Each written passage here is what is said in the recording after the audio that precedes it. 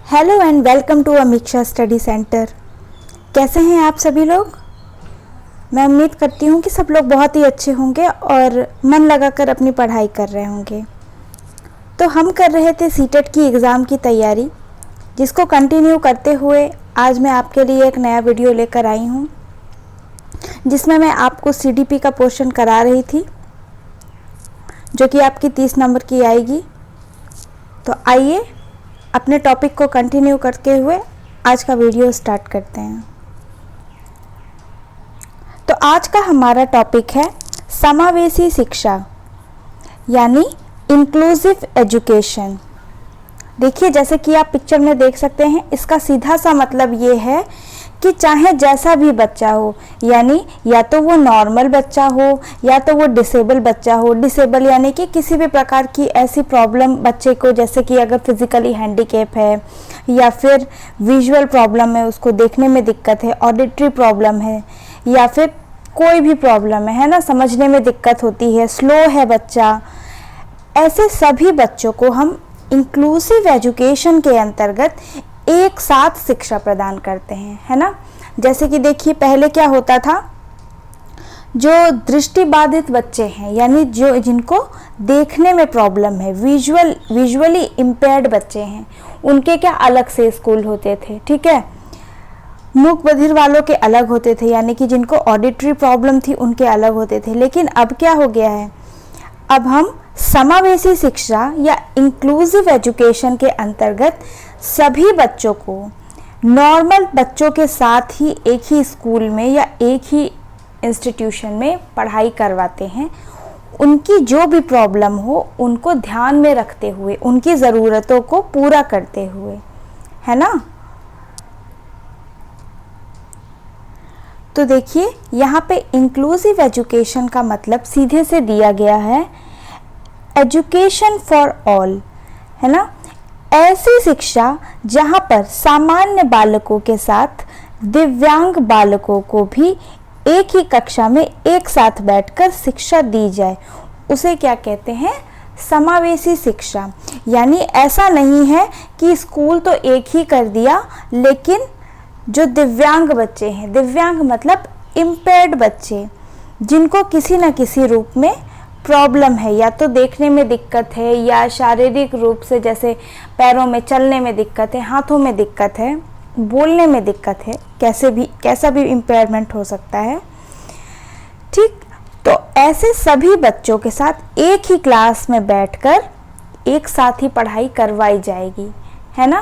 क्योंकि अगर वो इम्पेयर्ड है तो ऐसा तो है नहीं कि उनके समझने में दिक्कत है, ऐसी कोई बात नहीं है, सिर्फ उनको कुछ ना कुछ प्रॉब्लम है। तो हम उनको अलग ना करते हुए सभी बच्चों को एक ही क्लास में एक ही जगह एक ही प्रकार की शिक्षा प्रदान करेंगे, ऐसा इंक्लूसिव एजुकेशन में कहा गया है। अब हम ये देखेंगे कि समावेशी शिक्षा जिसकी हम बात कर रहे हैं, इंक्लूसिव एजुकेशन की, उसकी आवश्यकता आखिर पड़ी क्यों, है ना। क्या आवश्यकता थी, पहले भी तो बच्चे पढ़ ही रहे थे, है ना। तो इसकी आवश्यकता क्यों पड़ी, तो आइए एक एक पॉइंट करके डिस्कस कर लेते हैं। देखिए, पहले बोल रहा है कि सामान्य मानसिक विकास हेतु, यानी एक जो मानसिक विकास जो सभी बच्चों का हो रहा है, उन सभी बच्चों का सामान्य मानसिक विकास हो सके, है ना, एक जनरल माइंडसेट हो सबका। ऐसे नहीं कि जो बच्चे इम्पेयर्ड हैं या जिनको किसी भी प्रकार की डिसेबिलिटी है, उनको हम कुछ कम पढ़ा रहे हैं। नॉर्मल बच्चों के 20 टॉपिक हैं एक सब्जेक्ट में, तो उनके 10 ही हों, ऐसा नहीं है। सभी को समान प्रकार की पढ़ाई और उनका डेवलपमेंट इक्वली हो, है ना। क्योंकि अगर हम ऐसा करते हैं, सेग्रीगेशन करते हैं, तो क्या होगा, जो बच्चे डिसेबल हैं वो तो कहीं ना कहीं मेंटली पीछे रह जाएंगे, है ना। अगर हम उनको कम पढ़ाएंगे या फिर हम उनके प्रति लाचारी बहुत की, अरे बेचारे ये तो नहीं पढ़ पा रहे हैं, तो क्या होगा, वो कहीं ना कहीं पीछे रह जाएंगे एजुकेशन में, है ना। तो देखिए, दूसरे पॉइंट में क्या कहा गया है, सामाजिक एकीकरण हेतु, है ना, समाज को एकीकृत करते हुए एकता को बल देते हुए हम क्या करेंगे, उनको सामान्य विद्यालयों में ही पढ़ाई करवाएंगे, है ना। और शैक्षणिक एकीकरण करते हुए भी, समाज का तो एकीकरण हो ही रहा है, लेकिन जो शिक्षा है उसका भी हमको एकीकरण करना है ना। यानी कि शैक्षिक रूप से भी उनको एकत्रित करना है ताकि वो एक ही जगह पर एजुकेशन प्राप्त कर सके, समान शिक्षा प्राप्त कर सके। नेक्स्ट देखिए क्या कह रहा है, समानता के सिद्धांत के अनुपालन हेतु, यानी समानता जो कि हमारा राइट भी है, ठीक है, हमारा अधिकार है कि हमको समानता का अधिकार है, उसका पालन करने हेतु हम क्या करेंगे, समान शिक्षा भी प्रदान करवाएंगे, है ना। तो इसलिए ये ज़रूरी हो जाता है। और देखिए नेक्स्ट, फिजूल खर्ची कम करने हेतु। अब देखिए, अगर इनके लिए अलग से विद्यालय खोले जाएंगे, अलग से इंस्टीट्यूशन खोली जाएंगी, तो उसके लिए कुछ खर्चा सरकार को तो उठाना ही पड़ेगा, है ना। तो उसको कम करने हेतु इनको क्या किया जाता है, समान प्रकार के विद्यालयों में ही, एक ही विद्यालयों में पढ़ाई करवाई जाती है ना। तो ये सारे पॉइंट हैं, आप इनको ध्यान में रखेंगे। समावेशी शिक्षा की आवश्यकता हमें क्यों पड़ती है। अब आइए नेक्स्ट चीज़ डिस्कस कर लेते हैं कि आखिर ऑब्जेक्टिव्स ऑफ इंक्लूसिव एजुकेशन, है ना, यानी समावेशी शिक्षा का आखिर उद्देश्य क्या है। तो आइए इनको भी हम एक एक करके डिस्कस कर लेते हैं। विशिष्ट बच्चों को आत्मनिर्भर बना के उनको समाज की मुख्य धारा से जोड़ना, यानी कि जो विशिष्ट बच्चे हैं, डिसेबल्ड बच्चे हैं, जिनको किसी न किसी प्रकार की दिक्कत है, उनको मुख्य धारा के बच्चों के साथ जोड़ना, यानी जो बाकी सारे बच्चे हैं, जैसे वो जिस हिसाब से वो सीख रहे हैं, जो वो पढ़ रहे हैं, तो उनको भी उसी प्रकार से सीखने का मौका मिलना चाहिए। मुख्य धारा में ऐसा नहीं कि वो बच्चे अलग जा रहे हैं ना, ऐसे तो वो फिर अपने आप में अलगाव महसूस करेंगे कि हम समाज के नॉर्मल लोगों का हिस्सा नहीं हैं, है ना। और क्या है, बच्चों में आत्मनिर्भरता की भावना का विकास करना। देखिए, अगर बच्चे सबके साथ रहेंगे, पढ़ेंगे, उनके जैसा ही सीखेंगे, तो उनके अंदर क्या आएगा, एक आत्मनिर्भरता आएगी, सेल्फ कॉन्फिडेंस आएगा, ठीक है।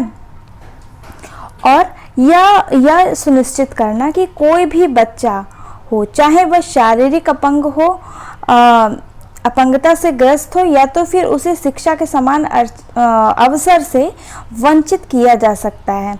यानी कि किसी भी बच्चे को, चाहे वो शारीरिक रूप से अपंग हो या थोड़ा मेंटली क्या हो, स्लो हो, ऐसे सभी बच्चों को हम साथ में ही पढ़ाएंगे, कोई भी शिक्षा से वंचित नहीं रहना चाहिए, ठीक है। आत्मनिर्भरता की भावना का विकास करना, शैक्षणिक में प्रजातांत्रिक मूल्यों की स्थापना करना। देखिए, प्रजातंत्र या लोकतंत्र के में क्या कहते हैं कि सभी को समान प्रकार से व्यवहार करना चाहिए, है ना, सभी को सामान्य शिक्षा प्राप्त करने का अधिकार है। तो उस पॉइंट को ध्यान में रखते हुए हम क्या करते हैं, समावेशी शिक्षा बहुत ज़्यादा इम्पॉर्टेंट रोल प्ले करती है इस जगह पे। और देखिए क्या बोला गया है, समाज में दिव्यांग संबंधी फैलाई गई बुराइयों को दूर करने हेतु दिव्यांग बालकों को शिक्षित करने की मुख्य धारा से जोड़ना। यानी कि जो भी समाज में बुराइयां हैं, बुराइयां मतलब कि जैसे लोगों की मतलब थिंकिंग है कि जो बच्चे प्रॉब्लम है, फिजिकली हैंडीकैप है, वो क्या करते हैं, वो नॉर्मल बच्चों की तरह पढ़ लिख नहीं सकते, है ना। कई माँ बाप होते हैं कि बच्चों को स्कूल ही नहीं भेजते हैं अगर उनके बच्चों को किसी प्रकार की प्रॉब्लम है। तो ये सारी जो मानसिक धारणाएं हैं, उनको दूर करने के लिए ये कदम उठाया गया। कौन सा, समावेशी शिक्षा का, यानी इंक्लूसिव एजुकेशन का, ठीक है बात। अब हम बात कर लेते हैं इंटीग्रेटेड एजुकेशन की, यानी एकीकृत शिक्षा की। एकीकृत शिक्षा का जो कॉन्सेप्ट है वो समावेशी शिक्षा से पहले आया था। इसके अंतर्गत क्या किया जाता था, सबको एक साथ शिक्षा दी जाती थी, पर जो स्पेशल चाइल्ड होते थे, ठीक है, उन पर विशेष ध्यान नहीं दिया जाता था। यानी जो भी बच्चों डिसेबल्ड है, जो फिजिकली हैंडीकैप हैं या फिर विजुअली इम्पेयर्ड है, मतलब कोई भी प्रकार की अगर अक्षमता है बच्चे में तो उस पर ध्यान नहीं देते थे। मतलब एक साथ बैठा के पढ़ा दिया। अगर बच्चा चलने में असमर्थ है, अब वो अगर उसकी कक्षा सीढ़ियों के ऊपर है, मान लीजिए बिल्डिंग में स्कूल है सीढ़ियों के ऊपर, अब तो उस पे स्पेशल ध्यान नहीं दिया जाता था। जबकि अब जो समावेशी शिक्षा के अंतर्गत क्या होने लगा है, जो भी स्पेशल चाइल्ड हैं, है ना, जिनको भी किसी प्रकार की डिसेबिलिटी है, उन पे स्पेशली ध्यान दिया जाता है ताकि उनको जो लर्निंग एनवायरनमेंट है उसमें कोई भी प्रॉब्लम ना आए, है ना। वे आसानी से, मतलब सबके तरह से पढ़ाई कर सकें, ठीक है ना। उनको कोई भी जो उनकी डिसेबिलिटी है वो उनके और उनकी पढ़ाई के बीच में ना आए, ठीक। तो ये मेक श्योर किया जाता है। अब देखिए समावेशी शिक्षा में क्या क्या इंक्लूड किया जाता है। कौन कौन से लोग होते हैं जो समावेशी शिक्षा में आते हैं, यानी जिनको कोई भी प्रकार की डिसेबिलिटी है या प्रॉब्लमेटिक चाइल्ड है ना, जिनको हम स्पेशल चाइल्ड बोल रहे हैं, वो उसमें क्या क्या आता है। अदर देन नॉर्मल बच्चे, नॉर्मल बच्चे जो होते हैं जिनको वो हर प्रकार से नॉर्मल हैं, फिजिकली मेंटली फिट हैं, है ना, उनको छोड़कर और कौन कौन से बच्चे हैं जो इस समावेशी शिक्षा में इंक्लूड किए जाएंगे। देखिए कॉग्निटिव डिसेबिलिटी, या अगर हम सीधी भाषा में कहें तो लर्निंग डिसेबिलिटी, जिनको पठन संबंधी दिक्कतें हैं कोई भी, कि वो स्लो हैं पढ़ने में दिक्कत हो रही है, लिखने में दिक्कत हो रही है, मैथ्स में प्रॉब्लम है, ऐसी बहुत सारी डिसेबिलिटी आगे हम पढ़ेंगे उनको कि वो कौन कौन सी डिसेबिलिटीज़ होती हैं। कोई भी डिसेबिलिटी है, ऐसे बच्चे भी इन कक्षाओं में प्रवेश ले सकते हैं। सोशल डिसऑर्डर, कई बच्चे ऐसे होते हैं जिनको सोशली इंटरेक्ट करने में दिक्कत होती है ना, इंट्रोवर्ट होते हैं। इंट्रोवर्ट तो एक नॉर्मल ही हो जाएगा, पर हम उससे भी ज़्यादा कहें तो मतलब सोशली दिक्कत होती है। ऑटिज्म होता है, ये क्या है, एक सोशल डिसऑर्डर है, ठीक है, सोशल डेवलपमेंट डिसऑर्डर है। बच्चा क्या करता है, सोशलाइज नहीं करना चाहता है, वह डरता है लोगों से बात करने में या फिर दोस्त बनाने में, है ना।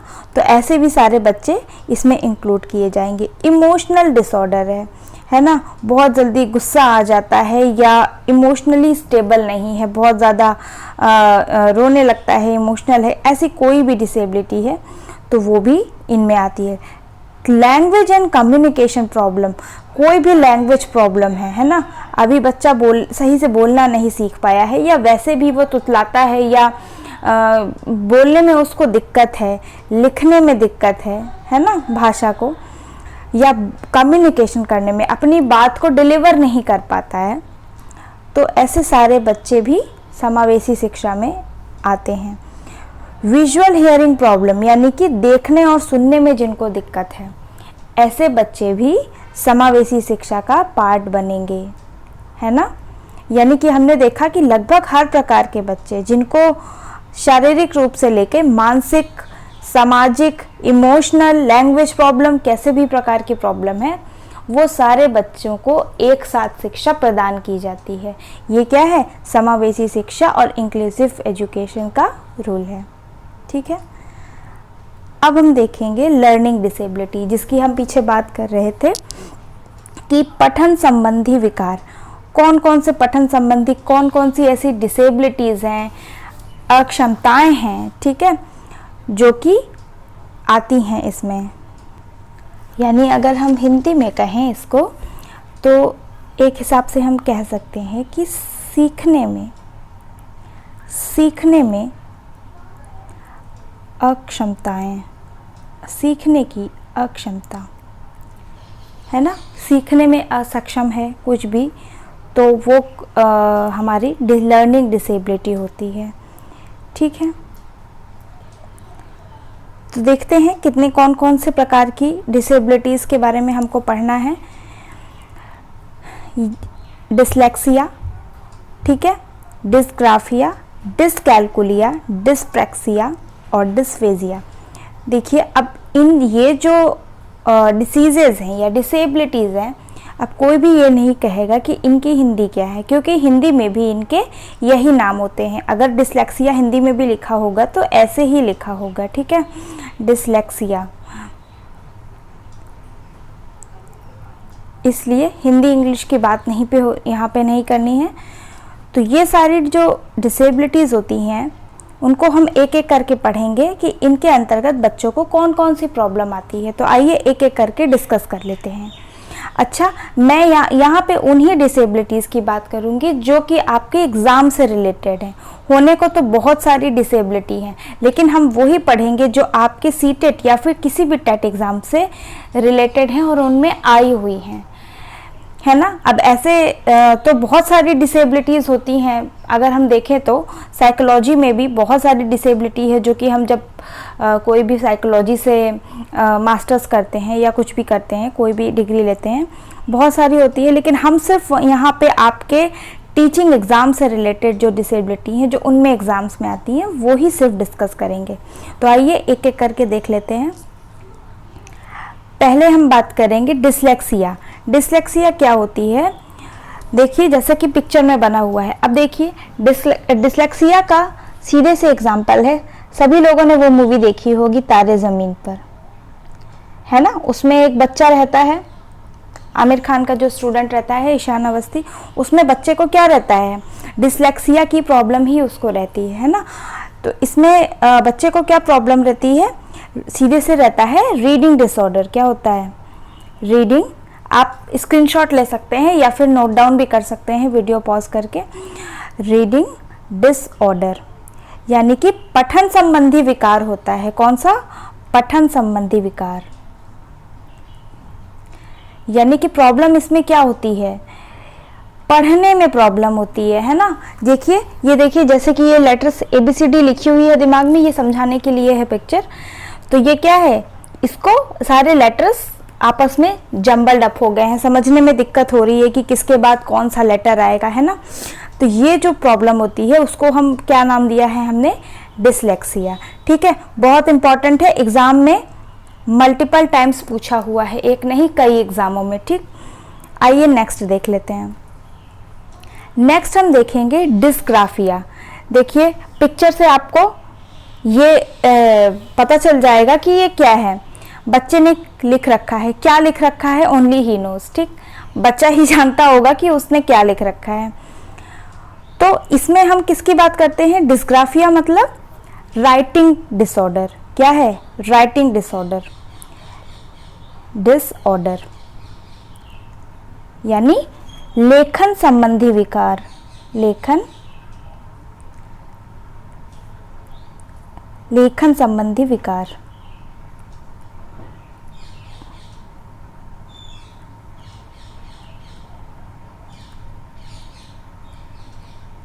यानी इसमें क्या है कि बच्चे को लिखने में प्रॉब्लम होती थी। डिसलेक्सिया जो हमने इसके पहले पढ़ा उसमें क्या था, बच्चे को पढ़ने में दिक्कत थी। डिस्ग्राफिया, ठीक है, आप एक कोर वर्ड पकड़ेंगे, ग्राफिया। ग्राफिया मतलब लिखना, ठीक है, कोई भी चीज़ ग्राफ करना। तो इसमें ये क्या है, लेखन संबंधी विकार है। नेक्स्ट हम देखेंगे डिस्कैलकुलिया, है ना। इसमें देखिए आप इसमें कौन सा वर्ड कैच करेंगे, कैलकुलिया। यानी इसमें क्या रहती है, बच्चे को किसमें प्रॉब्लम होती है, प्रॉब्लम इन मैथ्स। किसमें प्रॉब्लम होती है, मैथ सब्जेक्ट में प्रॉब्लम होती है। कोई भी प्रकार के सम्स हैं उनको करने में बच्चा प्रॉब्लम फेस करेगा, ठीक है, उसको टफ लगेंगे या फिर वो जो कैलकुलेशन है उसमें जम्बल्ड अप हो जाएगा, ठीक है, नहीं कर पाएगा। तो ऐसी प्रॉब्लम को हम क्या कहते हैं, डिस्कैलकुलिया, है ना। नेक्स्ट हम देखते हैं डिस्प्रैक्सिया। अब देखिए डिस्प्रैक्सिया में क्या होता है, इसमें कौन सी प्रॉब्लम रहती है, मोटर स्किल्स प्रॉब्लम रहती हैं। मोटर स्किल्स प्रॉब्लम यानी कि कहीं ना कहीं आपके हाथ पैरों में कुछ कमी होगी जो कि माइंड के साथ कोऑर्डिनेशन नहीं कर पाएगा। यानी कि जो हमारे लिगामेंट्स हैं या ऑर्गन्स हम कह लें, organs not coordinating properly with brain.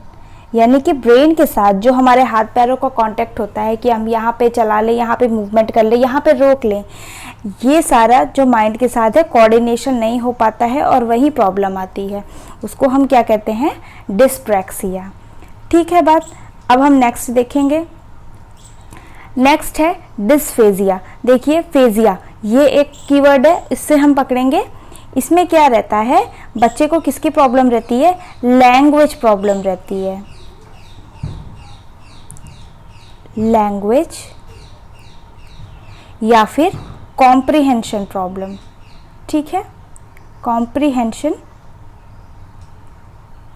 Disorder, यानी कि बच्चे को लैंग्वेज की प्रॉब्लम रहती है, बोलने में प्रॉब्लम रहती है। ठीक है, कुल मिला के अगर हम कहें कि ऑडिटरी प्रॉब्लम है, बोलने से संबंधित, लैंग्वेज संबंधी प्रॉब्लम है। इसी को हम क्या बोल सकते हैं? एफेजिया भी जब आएगा अगर आपके एग्जाम में, एफेजिया ऐसा करके भी पूछ लेता है। ये भी सेम ही बात है, but in some cases aphasia ज़्यादा सीवियर माना जाता है रादर देन डिस्फेजिया। डिस्फेजिया एक प्रकार की माइल्ड डिसीज हम कह सकते हैं, जबकि ये थोड़ा एफेजिया जो होता है उसी का थोड़ा सीवियर फॉर्म होता है। ठीक है, तो ये एक प्रकार का लैंग्वेज या बोलने से रिलेटेड है, इस हिसाब से आप याद कर सकते हैं। अब देखिए, अगर हम ऑटिज्म की बात करें, है ना, ऑटिज्म ये कौन सा डिसऑर्डर रहता है? ये भी एक डेवलपमेंटल डिसऑर्डर है। डेवलपमेंटल डिसऑर्डर, इसमें क्या रहता है?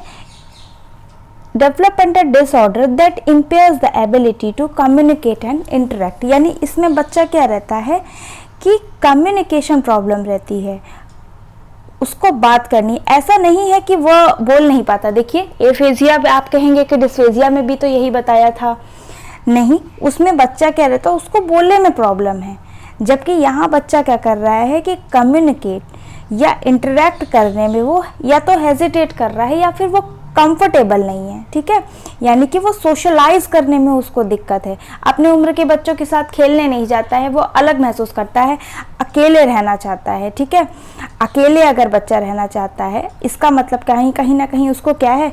ऑटिज्म का शिकार है। ठीक है बात। तो आइए आगे देखते हैं। आगे देखिए, एक और है क्वेश्चन बहुत ज़्यादा पूछा जा रहा है आजकल एग्जाम्स में। ADHD डिसीज़ होती है, इसको हम और क्या कहते हैं? ये देखिए, ADHD stands for attention deficit hyper activity disorder. तो ये जो फुल फॉर्म है वो भी बहुत ज़्यादा इंपॉर्टेंट है, बहुत ज़्यादा ट्रेंडिंग है, एग्जाम में बहुत पूछा जा रहा है। ये एक प्रकार की क्या है? मेडिकल कंडीशन है, जिसमें बच्चा क्या रहता है? देखिए जैसे नाम से ही समझ में आ रहा है कि attention deficit hyper activity disorder. तो बच्चा इसमें क्या रहता है, अगर हम आसान शब्दों में समझें तो वो जो है ना, शांति से नहीं बैठ पाता है। ठीक है, अगर आप उसको एक जगह बैठा देंगे तो वो एक जगह नहीं बैठ पाएगा, कहीं वो कुछ टच करेगा, कहीं वो कुछ उठाएगा, इधर देखेगा, मतलब वो एक जगह अपना ध्यान केंद्रित कर ही नहीं पाएगा। पढ़ने लिखने से तो छोड़ो, अगर वो खाना भी खा रहा है बैठ के या खेल भी रहा है तो वो इसको एक खिलौने से नहीं खेलेगा, फिर वो दूसरे खिलौने पे शिफ्ट होगा, तीसरे खिलौने पे, फिर वो बीच में सोचेगा कि लाओ पढ़ भी लेता हूँ, ये भी, मतलब वो एकदम से हाइपर एक्टिव है बच्चा। ठीक है, एक जगह नहीं रह सकता है, तो ये भी एक प्रकार का क्या है? डिसऑर्डर है। ठीक, तो आइए हम जगह पढ़ लेते हैं। A person with ADHD has differences in brain development and brain activity that affects attention। ये क्या करता है? attention को affect करता है। The ability to sit still and self control, मतलब बच्चों का क्या है? self control इसमें कहीं ना कहीं कम होता है, उनके बैठने की, एक जगह बैठने की, शांत रखने की, अपने आप को दिमाग पे कंट्रोल रखने की जो क्षमता है वो क्या रहती है? कम होती है। ठीक है, ADHD affect a child at school, home and in friendship. तो ऑब्वियस सी बात है कि फ्रेंडशिप हो, चाहे स्कूल हो, चाहे घर ही क्यों ना हो, ये बच्चा क्या, इस बच्चे की ग्रोथ या डेवलपमेंट को अफेक्ट करता है। ठीक है, जो बच्चा एक जगह ध्यान केंद्रित नहीं कर पाता है, उसका बार बार ध्यान शिफ्ट हो रहा है कहीं किसी चीज़ में, कहीं किसी चीज़ में, तो फिर ऐसे बच्चे को तो थोड़ा बहुत प्रॉब्लम होगी ही होगी। ठीक है, अब हम यहाँ बात कर लेते हैं गिफ्टेड चाइल्ड की, यानी प्रतिभाशाली बालक। देखिए जब मैंने आपको IQ वाला कॉन्सेप्ट कराया था, बुद्धि लब्धि वाला कराया था, तब वहाँ पे हमने बात की थी कि प्रतिभाशाली बालक कौन होता है। ठीक, तो मैंने वहाँ पे आपको बताया था कि जिसका भी IQ 70 से कम है, ठीक, 70 से कम है जिसका भी IQ, तो वो बच्चे क्या है, मेंटली रिटार्डेड हैं, मेंटली रिटार्डेड है ना, कहीं वो उनका जो बुद्धि है कुछ कम है। और जो बच्चे 90 से 110 के बीच में जिनका IQ है, ये बच्चे क्या हैं, नॉर्मल बच्चे हैं, ठीक है, नॉर्मल सामान्य हैं। लेकिन जिनका IQ 140 या फिर 130 से ज़्यादा है, ऐसे बच्चे क्या कहलाते हैं, गिफ्टेड चाइल्ड होते हैं, ठीक है। ऐसे बच्चे क्या होते हैं, गिफ्टेड चाइल्ड होते हैं, यानी कि वो ज़्यादा प्रतिभा रखते हैं अपनी उम्र के बच्चों से, ठीक है। बहुत पढ़ने में तो तेज हो ही सकते हैं, बाकी भी अदर एक्टिविटीज़ में बहुत वो शार्प होते हैं, ठीक। ऐसे बच्चे क्या होते हैं, शार्प माइंड होते हैं, होशियार। आपको अलग से ही समाज में दिख जाएंगे कि हाँ देखो ये प्रतिभाशाली बालक है, हर चीज़ में आगे है।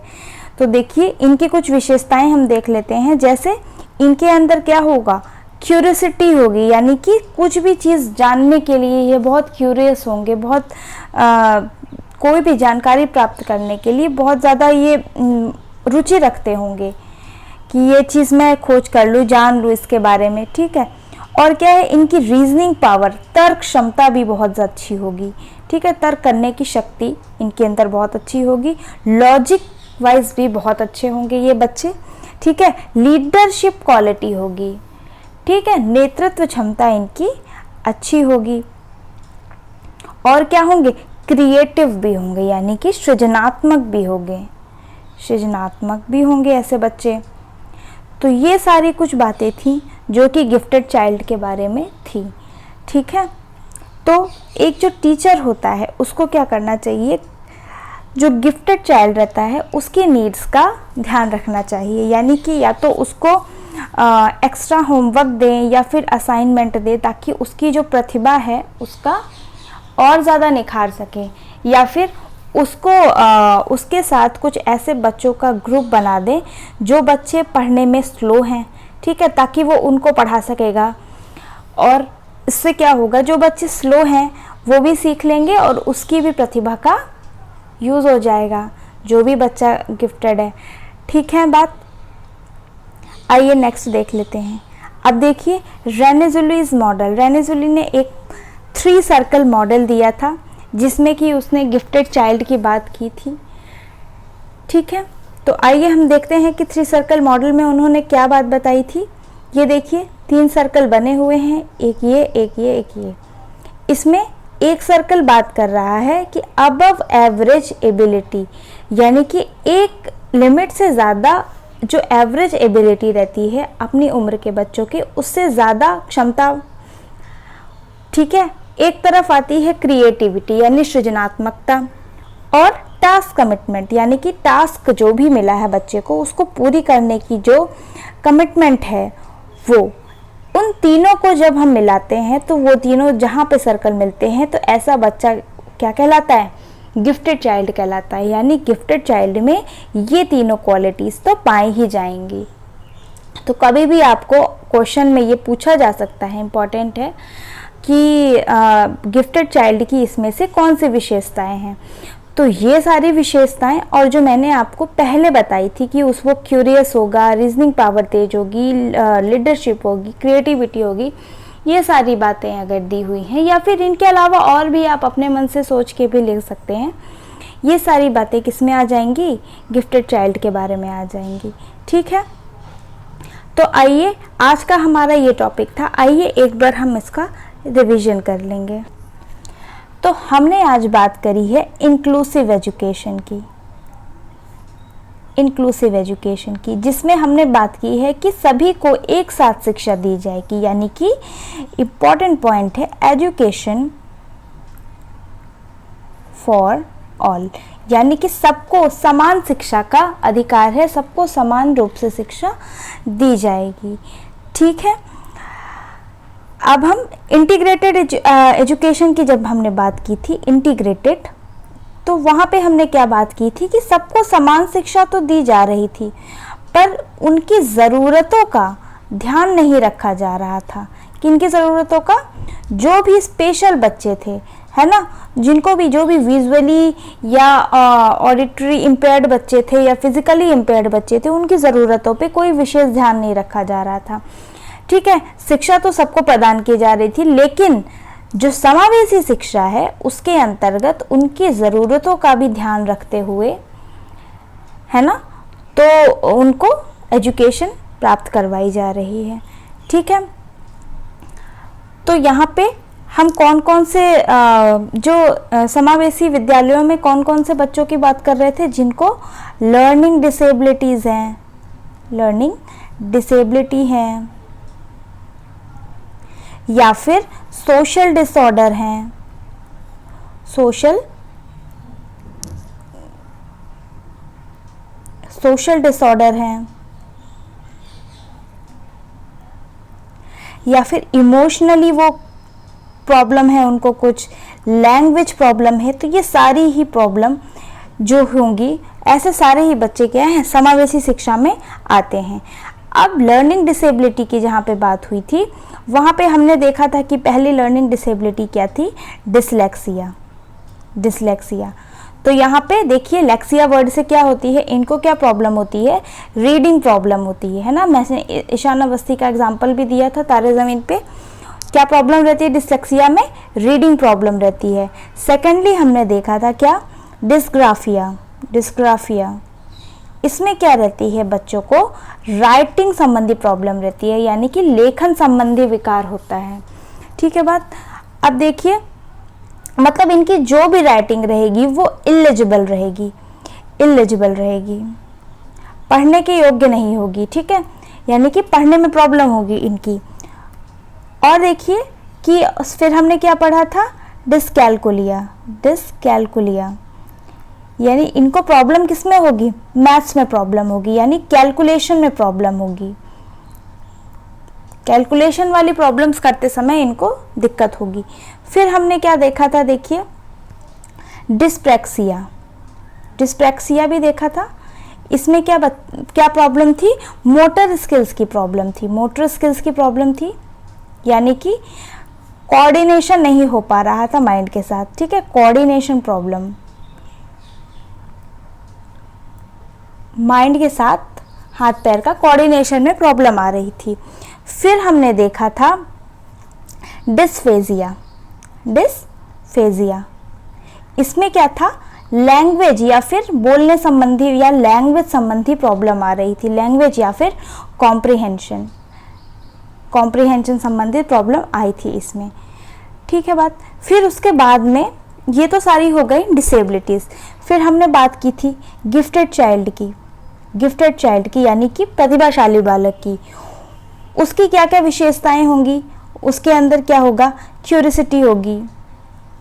ठीक, और क्या होगी, लीडरशिप क्वालिटी होगी, लीडरशिप होगी, क्रिएटिव होगा बच्चा यानी सृजनात्मकता होगी, रीजनिंग पावर होगी उसके अंदर, रीजनिंग पावर होगी, और क्या होगा, लॉजिक होगा उसके अंदर। ऐसे बहुत सारी जो क्वालिटीज़ हैं वो गिफ्टेड चाइल्ड में पाई जाएंगी। अब रेनेजुली ने क्या हुआ था, 3 सर्कल मॉडल दिया था। किसने, रेनेजुली ने 3 सर्कल मॉडल दिया था, जिसमें कि उन्होंने क्या बात की थी कि अबव एवरेज एबिलिटी, और यहाँ पे अगर क्रिएटिविटी आ गई, क्रिएटिविटी यहाँ पर आ गया टास्क कमिटमेंट, और यहाँ पर आ गया अबव एवरेज एबिलिटी। तो जो इन तीनों के बीच में जो आएगा बच्चा, वही क्या होगा, गिफ्टेड चाइल्ड होगा। ठीक है बात, गिफ्टेड चाइल्ड। तो ये तो हो गई गिफ्टेड चाइल्ड के बारे में बात। ठीक, अब देखिए, अब मैं उम्मीद करती हूँ कि आज जो भी पढ़ाया गया इंक्लूसिव एजुकेशन के अंतर्गत, मैं उम्मीद करती हूँ कि सभी को अच्छे से समझ में आया होगा। ठीक है, तो और ऐसे भी वीडियो के लिए आप हमारे चैनल के साथ जुड़े रहिए। वीडियो को लाइक करिए और शेयर करिए, और ऐसे ही और वीडियो देखने के लिए हमारे चैनल को सब्सक्राइब करिए और बेल आइकन को प्रेस करिए। Thank you.